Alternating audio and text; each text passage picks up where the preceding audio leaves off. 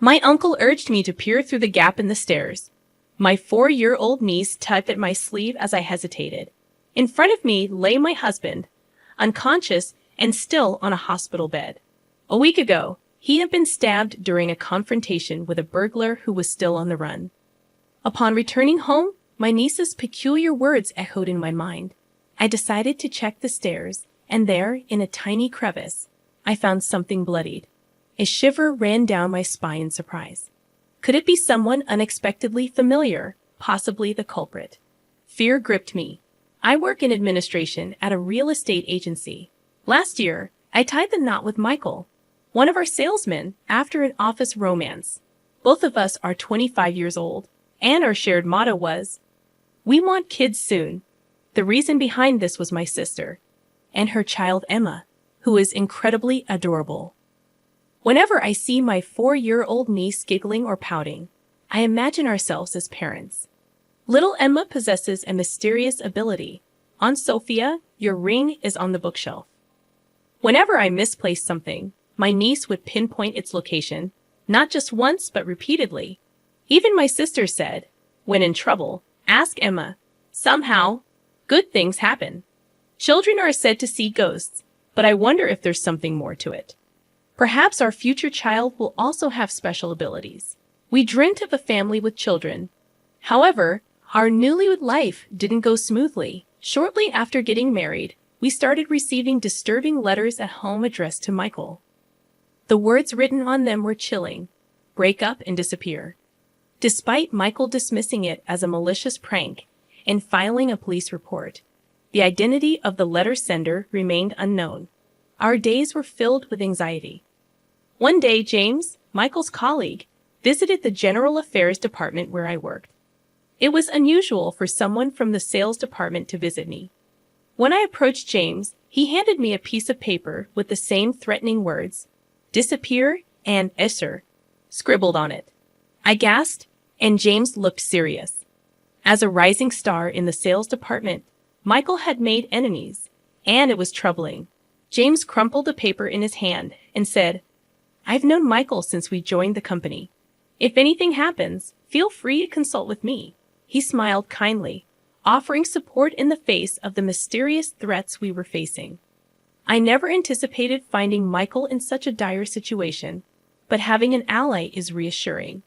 My sister also visited our home, concerned about us despite the unsettling letters. With support from those around us, we stood strong, determined not to let the harassment defeat us. I resolved to stand by Michael. Little did we know what was about to happen. My sister called me in a panic, urging me to come back immediately. It was a Saturday, and Michael, who was supposed to be home after working overtime, was unconscious. I received her call while attending a friend's wedding. Rushing to the hospital, I found Michael lying pale-faced on the bed.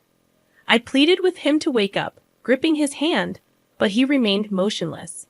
The room echoed with the rhythmic beeping of machines, and tears streamed down my face. I wondered why this was happening. My sister, who had been waiting in the room, comforted me. According to the police, our neighbor had discovered Michael collapsed at home with a stab wound. The neighbor had come to deliver a community newsletter and, as usual, opened our front door without hesitation. Fortunately, this act led to the early discovery of my husband. Given the recent spate of burglaries in the neighborhood, the police suspected it might be the work of the burglar. I believed it was the same person who sent those threatening letters. I fervently explained this to my sister, but she interrupted, insisting that she would handle the explanation to the police. She advised me to take a break. I lamented, thinking that if only I hadn't gone to that wedding, maybe Michael would be safe. I prayed for his recovery, but even after a week, he remained unconscious. The perpetrator was still at large. In the hospital room, I spoke to my husband, connected to numerous tubes. There was no response. No matter how hard I tried to hold back tears, they flowed uncontrollably. It was challenging to stay positive, even when people encouraged me to. Turning around, I found James, who had been checking on Michael every day, offering flowers and treats to comfort me. I apologized for showing him such an embarrassing sight. I hastily wiped away my tears, but James leaned in and reassured me, Don't worry about it.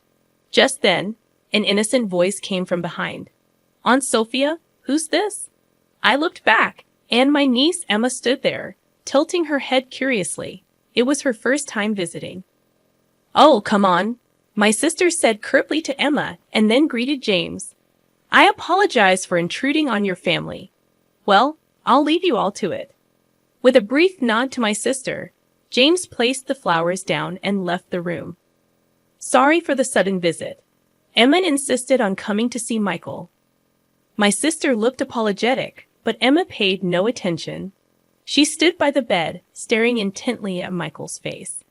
Uncle is saying, look into the gap in the stairs. A barge is there. My niece suddenly blurted out, a mysterious statement from behind. A barge? You mean those large ships that transport goods at the harbor? And it's under the stairs. However, my sister insisted that Emma might have something important to say. She was dead serious. As we continued visiting, hours at the hospital passed, and my sister drove me home. Before parting ways, she said, call me if anything happens. But seriously, was there really a gap under the stairs? I retraced my memories, unlocked the front door, and headed toward the staircase. During the incident, Michael had been found collapsed on the stairs, covered in blood. The police had collected evidence and cleaned up. Everything was already in pristine condition. There's a gap at the edge of the bottom step. I noticed a faint trace of red blood. I shone my flashlight inside and saw something reflecting, glinting in the light. I quickly grabbed some tweezers and pulled it out. It turned out to be something unexpected. Isn't this a company badge? In our company, everyone wears a badge with a company logo as an employee ID. The familiar badge was dried and stained with a significant amount of blood. It must have been squeezed into the gap because of the blood. Come to think of it, the police mentioned an unnatural scratch on Michael's fingertip. Could he have pushed something into the gap? The hidden company badge might be a message from Michael, indicating who the culprit is. I immediately called my sister. See, something was found after all. Let's go together to report it to the police, I suggested as my sister bustled around on the other end of the phone. I heard my niece's voice. If there's no barge, you need later. It's troublesome for one person who's being a nuisance. What another riddle is this? Another clue related to the case? I leaned forward, asking, but all I heard from the phone was Emma's giggles. Emma had accurately guessed something about the space under the stairs, and I suspected this riddle held a clue to the perpetrator. I stared at the blood-stained company badge in my palm. Michael must have left a crucial clue in his desperate struggle, enduring immense pain until he lost consciousness. I won't let Michael's message go to waste. I'll catch the criminal. I vowed to uncover the cowardly perpetrator and seek revenge. Later, I promptly delivered the badge to the police and went to visit my niece. If there's no barge, you need later. It's troublesome for one person who's being a nuisance. Emma's words intrigued me. I asked her for more details. Hey, Emma, what does it mean when you say I need a barge later? Is it too late? Emma shook her head. No, not like that. I'm still puzzled. When you say it's troublesome for one person who's being a nuisance, are you talking about the number of people? Would 2 people be less of a nuisance? No, that's still too many. It's about being bothersome. My niece wore a smug expression, but the mystery only deepened. I had no idea what she was talking about, and I let out a groan. My sister, equally puzzled, hemmed. There must be some meaning to it. Despite her uncertainty, I decided to leave her house and head to a cafe to clear my thoughts. As I sipped my coffee and pondered, a man in a suit sitting at the adjacent table stood up, leaving his smartphone behind. Excuse me, you've forgotten your phone, I called out. He hurried back, relieved, and replied, thank you. It's my work phone, and losing it would mean writing an incident report. At that moment, something clicked in my mind. Finally, the answer to the riddle became clear. I dashed back to my workplace. What followed was a whirlwind of events that revealed the truth. 5 days later, I found myself in a hospital room with my unconscious husband. It's been a while. Why did you take 5 days off work? He asked, stirring from his slumber. I didn't see you at the hospital either. I was worried, James said during his visit, ignoring the bouquet he offered. I looked him straight in the eyes and quietly asked, despite being so close to my husband, why did you stab him? James's face turned pale at my sudden accusation. What are you talking about? Isn't the culprit a burglar? He smiled kindly as always, trying to play it off. I took the blood-stained company badge I found under the stairs out of my pocket and showed it to him. Is that our company's badge? The Lear my niece mentioned wasn't a ship at the harbor. It referred to the company badge. We've been receiving harassing letters at home, and my husband hid the company badge to reveal the culprit. The culprit isn't a burglar. It's someone close within the company, I said, looking at James with conviction. You're not seriously suspecting me, are you? After all I've done to care for you. He reached for my hand with a strained smile. I pushed away his hand and showed him a copy of his disciplinary report that I found in HR. Emma's statement about needing a barge later meant needing the letter of apology to the company because he lost his badge. 2 days after my husband was stabbed, he wrote the incident report. Could that be Michael's company badge? His badge was properly at home. I swiftly dismissed his feeble excuse. James clenched his lips in frustration, but he wasn't giving up. You're shaken because of Michael's stabbing. From now on, I'll be there for you in Michael's place. His unfocused eyes drew closer. I deftly sidestepped him and pulled out documents from my bag. It was the drive recorder data from the company car he always used. You came to our place at the time of the incident, even though there are no business partners nearby, right? As the data manager for the company's drive recorders, I quickly analyzed James's movements during the incident. Perhaps he had considered erasing the data later, but the company car's recorder was locked to prevent unauthorized tampering. Did you have feelings for me? I asked, watching James squirm. After questioning other colleagues, it became clear that James had secretly harbored feelings for me all along. Furthermore, it was revealed that James resented Michael for supposedly stealing me away from him. Emma's riddle, it's troublesome for one person who's being a nuisance, meant that if someone already had a spouse, Michael's presence would be an obstacle to their marriage. You held a grudge and harassed us, fearing we might get divorced. That's disgusting. James clenched his fists in anger at my use of the word disgusting. I liked you much more than Michael ever did. I thought scaring you would lead to a breakup. He stomped his feet in frustration. Since the letters alone weren't effective, I decided to put a weapon in your mailbox. I thought it would wake you up in fear. Unfortunately for him, Michael unexpectedly returned home earlier than planned and caught James in the act of pulling out the knife. James's stomping intensified as he arrogantly accused me of being the culprit. Do you realize how terrified Sophia is?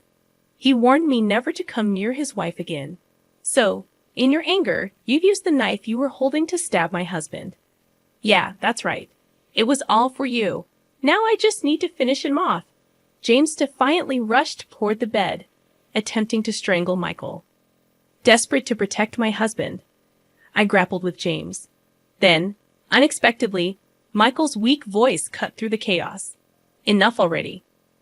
James froze momentarily at the unexpected interruption, seizing the opportunity. I pushed James with all my strength, and he crashed into the door with a loud thud. The curtain he grabbed tore apart, and the hospital staff rushed in, alarmed by the strange noise echoing through the halls. Call the police? I shouted. The staff gathered around, helping restrain James and making emergency calls. Later, when the police arrived, and I explained everything, they took James into custody. He cried out in desperation. We were so close to being happy. What nonsense are you spouting? There was never any chance of happiness for you. I stared at James, pushing him away with a resolute tone. I've loved you all along. I really have. James continued to sob like a child, but his selfish claims held no sway. The only person I love is my husband. Stay away from me forever, I told him sternly. As James was led away by the police, he muttered. Later, Michael regained consciousness and testified against James, leading to his conviction. James would spend about 7 years behind bars. Michael demanded $115,000 in compensation. Even if James were released, losing his job would likely cause financial hardship. As for me today, I invited my sister and Emma over for lunch with Michael. As we sat around the table, my niece grinned and said, "The new chair isn't just one, it's two." My husband and I exchanged glances. It seems I'm pregnant with twins. I'll need to visit the obstetrician soon. How did you find this story? Don't forget to subscribe to our channel. Until next time.